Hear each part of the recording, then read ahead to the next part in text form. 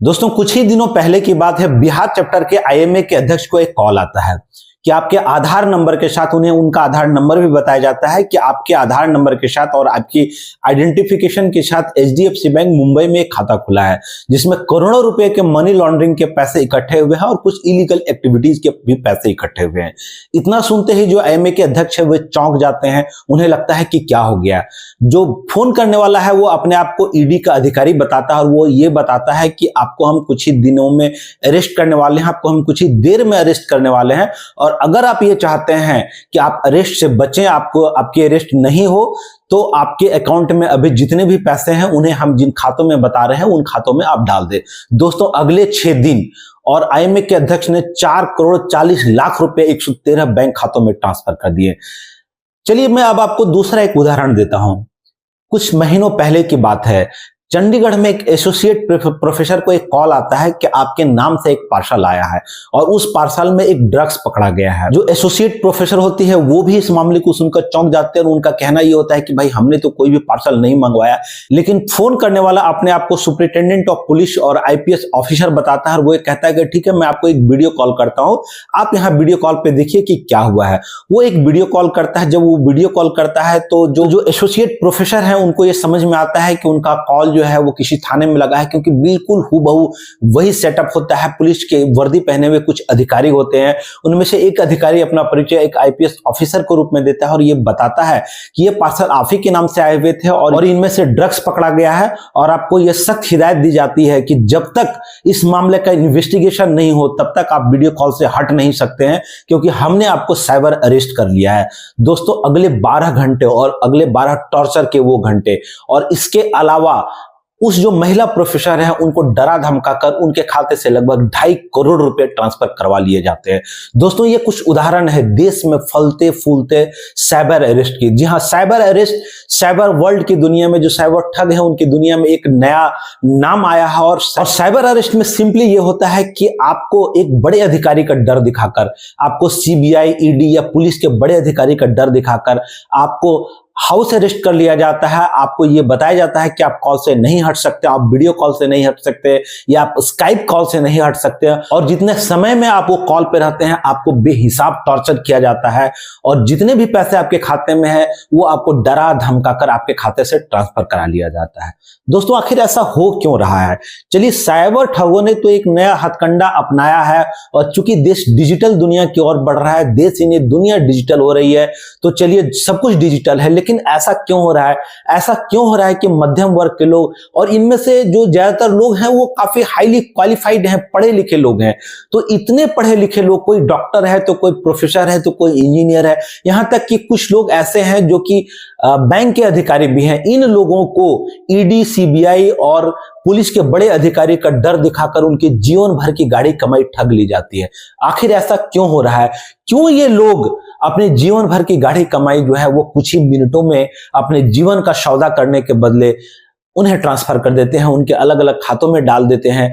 अभी कुछ ही समय पहले यह भी पता चला कि ये साइबर ठग इंडिया के बाहर तंजानिया और कुछ यूरोपियन कंट्री से भी ऑपरेट कर रहे हैं। तो ये बड़ी खतरनाक स्थिति है। और दोस्तों इसका सबसे बड़ा जो कारण है वो है डर, क्योंकि हमारे मन में और हमारे जनमानस में ये बात फैल गई है कि ये जो एजेंसियां हैं, चाहे वो सीबीआई हो, ईडी हो, पुलिस के अधिकारी हो, ये जो एजेंसियां हैं वो इतनी ताकतवर हैं कि पलक झपकते मुख्यमंत्री, बड़े बड़े मंत्री और बड़े बड़े अधिकारियों को उठाकर ले जाती है। तो हम भला किस खेत की मूली हैं, हमें ये क्यों नहीं उठाकर ले जाएंगी?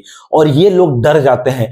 एक कॉल आते ही इनके पैर हाथ थर थर कांपने लगते हैं और उन्हें अपने हाथों में हथकड़ियां दिखाई देने लगती है और अपने घर के छत के बदले उन्हें जेलखाना दिखाई पड़ने लगता है। आखिर ये डर क्यों है? निश्चित रूप से दोस्तों ये बड़ी भयावह स्थिति है और इस भयावह स्थिति से हमें बाहर निकालना चाहिए। और मैं तो कहूंगा कि एजेंसियों को, चाहे वो सीबीआई हो, ईडी हो, पुलिस की एजेंसी हो या आरबीआई हो, आरबीआई तो चलो अपनी तरफ से जागरूकता फैलाने का काफी प्रयास कर रही है, लेकिन जो ये एजेंसियां हैं, ईडी और सीबीआई जैसी जो केंद्रीय एजेंसियां हैं, जो केंद्रीय जांच एजेंसियां हैं, उन्हें यह बात जनता को बतानी चाहिए। ये जो साइबर अरेस्ट है, इंडियन पिनल कोड में साइबर अरेस्ट जैसे किसी भी नाम का और किसी भी तरीके का प्रावधान नहीं है। साइबर अरेस्ट कुछ नहीं होता है, ये आपको ठगने का एक नया तरीका है। गाढ़ी कमाई, आपकी जमा पूंजी को निकालकर ठगों के हाथ में सौंप देने का एक नया तरीका है। और अगर आपके पास अगली बार ये कॉल आता है तो आप बिल्कुल नहीं डरें, क्योंकि ईडी और सीबीआई जैसी एजेंसियां आपको अगर पूछताछ करनी होती है तो आपको वो अपने कार्यालय में आमंत्रित करेंगे या आपके घर जाएंगे। ऐसा बिल्कुल नहीं होता है कि वीडियो कॉल पर वो आपसे पूछताछ करेंगे, तो इट्स अ मिथ। ये बिल्कुल ही गलत बात है और जनमानस में इन बातों का प्रचार करना चाहिए। दोस्तों, अब आप ये सोच रहे होंगे कि जब देश में इतनी सारी साइबर क्राइम की घटनाएं बढ़ रही है, आप अगर आंकड़ों को देखें तो साल दर साल ये आंकड़ा ऊपर ही जा रहा है। इस साल कुछ ही महीनों में 7 लाख से ज्यादा साइबर क्राइम के केसेस रिपोर्ट हुए हैं। तो आखिर ऐसा क्यों हो रहा है और क्यों एजेंसियों और पुलिस के अधिकारी ज्यादा कुछ नहीं कर पा रहे हैं? आखिर इसका क्या कारण है? तो दोस्तों, इसका सबसे बड़ा कारण है मनी म्यूल्स। अब आप ये पूछेंगे कि मनी म्यूल्स क्या है, अब ये नया शब्द क्या है और ये एक नई बला क्या है? तो दोस्तों, मनी म्यूल्स वे लोग होते हैं जो अपना अकाउंट किसी निश्चित कमीशन के बदले दूसरे को किराए पे दे देते हैं। और दोस्तों, ज्यादातर केसेस में ये जो मनी म्यूल्स होते हैं, यानी वे लोग जिन्होंने अपने खाते को किराए पे दिया है, ये काफी गरीब तबके के होते हैं। और जब पुलिस के अधिकारी वहां तक पहुंच पाते हैं तब उन्हें जाकर ये एहसास होता है कि बैंक खातों का सिर्फ उपयोग हुआ है, असली मास्टरमाइंड तो कोई और है। तो निश्चित रूप से जो मनी म्यूल्स है, इस पे तो रोक लगनी ही लगनी चाहिए।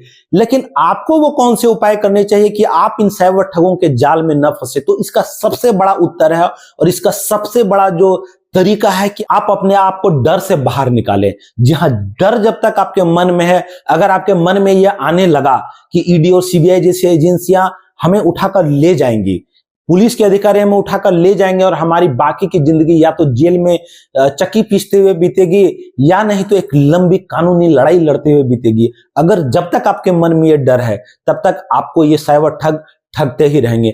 आप सबसे पहले अपने डर से निकलिए। अगर इस तरह की कोई कॉल आती भी है आपको तो आप ये कह दे कि ठीक है, आप इन मामलों को अदालत ले जाएं, हम अदालत में आपका सामना करेंगे। क्योंकि आप सोचिए कि आपने कोई पार्सल नहीं मंगवाया है, आपने अपने नाम से कोई बैंक अकाउंट किसी दूसरे बैंक खाते में खुलवाया नहीं है। अगर आपके नाम का मिसयूज करके कोई और बैंक खाता खुल जा रहा है तो इसमें आपकी जवाबदेही बिल्कुल नहीं है। उस बैंक की है जो आपके आईडी पे फर्जी बैंक खाते खोल सकते हैं, या उन कंपनियों की है, उन सिम निर्गत करने वाले कंपनियों की है जो आम पे फर्जी सिम निर्गत कर देती है। इसमें आपकी तो कोई गलती नहीं है। तो अगली बार आपको ये जो कॉल आए तो आप निश्चित और निर्भीक होकर ये बताएं कि हमने कोई कॉल नहीं किया है, आप जो चाहे वो कर सकते हैं। आप मामले को अदालत में ले जाएंगे और हम आपसे अदालत में ही निपटेंगे। दोस्तों, thank you very much for watching this video. और अगर आपको ऐसे ही इंफॉर्मेटिव वीडियो की तलाश है तो मेरा चैनल लाइक करें, शेयर करें और सब्सक्राइब करें। Thank you very much.